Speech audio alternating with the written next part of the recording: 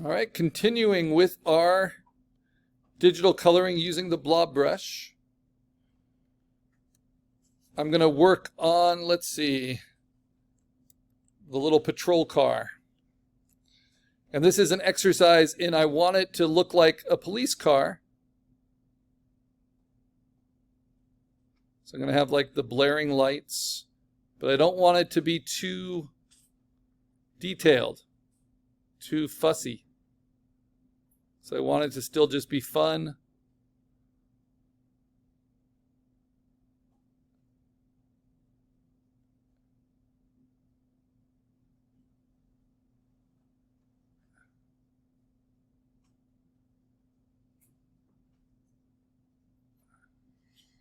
So I'm going to do some headlights.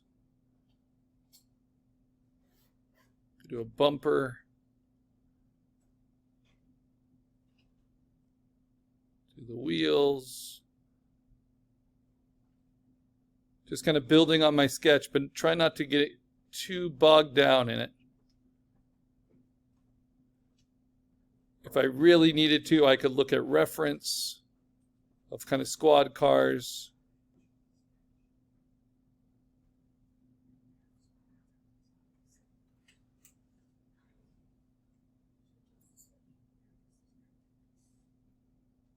The back bumper. And so at this stage, like that looks like a car. How do I get it to look like a police car? Obviously, color is going to help. But because police cars are black and white, that's somewhere where I can use reference really quickly.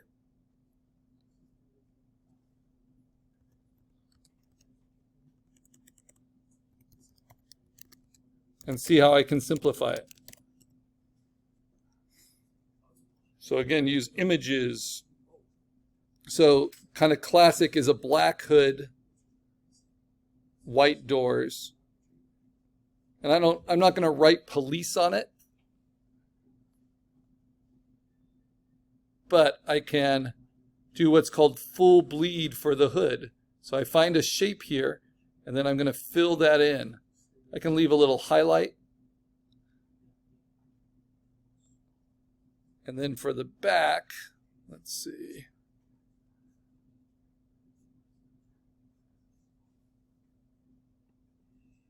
Maybe I'll just have this showing right in the corner here.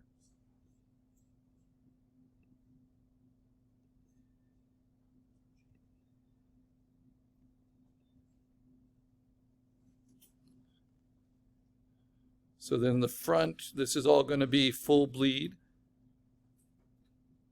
But you see, I'm not just coloring over my line art, I'm coloring inside of it. So they're like floating black shapes. Then they can still take color behind if needed. Okay, and then the doors, it's a shape like this, goes over the tire, onto the back. I can leave a little highlight.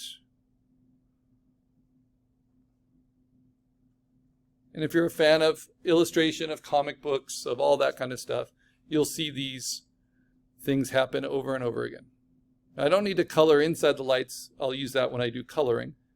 But I might want to put a little bit of shadow inside the windows.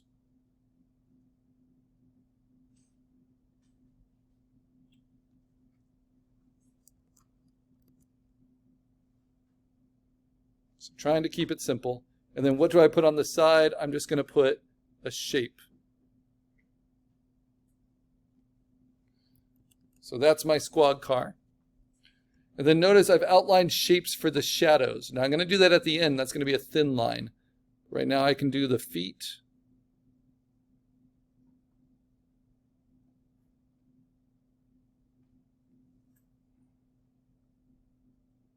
Because I'm trying to make an image that makes it clear why people would be nervous about public media, that it's a public menace. It's kind of the joke of the image. So I really need to exaggerate this menace with this monster foot.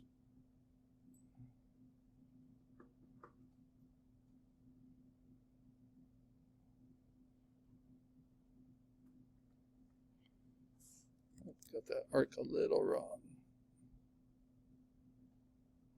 This is a hard arc to do, so I'm going to go ahead and use that rotate tool and make it an easier angle for me. And that rotate tool also helps you understand how spot illustrations are kind of free floating, how they should have interesting shapes from every angle. So I'm going to work on the tail now. Try this angle. I'll do the easy ones first. So I want to try to finish with the digital inking today. We've only got 10 minutes left of class. If I can be not too picky about it, I think I can do it. So I'm going to do all these little easy texture shapes. V's are wonderful shapes in illustration. Little hooks and U's. Top of the leg. Texture.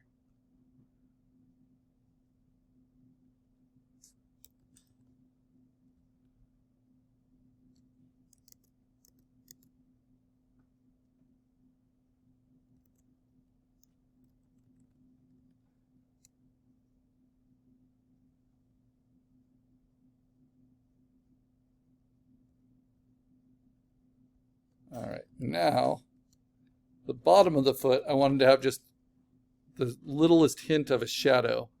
So I'm going to do these 3 or maybe 4 hatch marks. Oops. Okay, now make my screen a little bit bigger. I'm going to work on the underside of the tail, and this is where I'm going to have kind of the monstrous item, because I don't want it to just look like a big salamander. So I've made the tail a little bit more detailed. That was the intention of the sketch. And what I'm going to do is what's called scallop it. So as I have a break, I'm actually going to change the silhouette a little bit, almost like scales. So you see, it's like a system. So it's a little bit more jagged.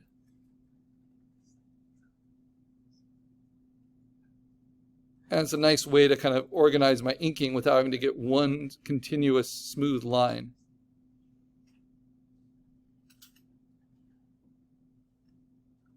And then as I am turning it around, I want to get an easier angle to work with. And then I continue.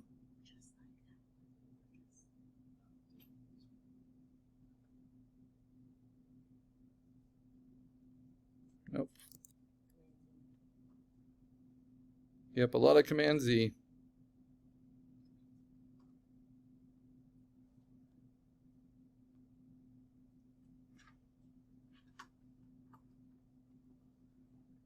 All right, now I just got to clean up inside of that. And I do that with my select tool and then with the pencil tool. And just redraw that edge so it's not interfering. Okay, now how do I get it all to be right side up? I just double click on the rotate tool and it will put it back at its original orientation. And now I just need to do the shadow. So I go back to my blob brush. And I'm going to now, for the first time, take its size down. Because I want this shadow to be really thin. So notice it's not in pixels, it's in points. And then I'm just going to roughly trace this shadow. Have it go around. I'm going to go ahead and have it connect.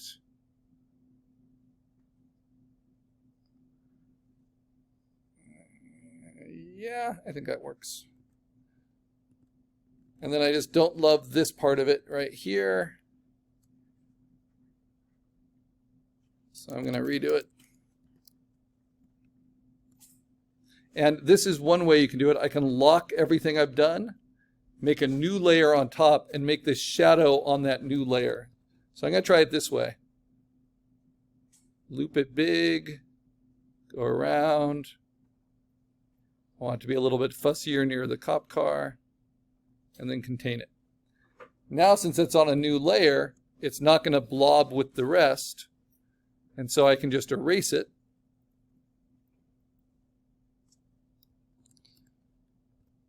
And I still don't like it. Let me try again. I'm going to take my smooth down, make my brush more accurate, make it a little bit bigger. And this can be like the hardest thing. I just need something that looks kind of casual and not overdone.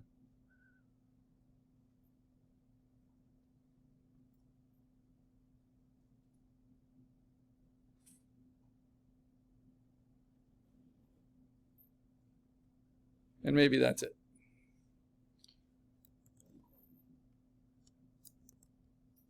I'm rethinking this shape. Yeah, maybe that's all I need. Okay, so now I've finished my line art. How do I save it? I turn off the sketch. So I only have my vectors showing.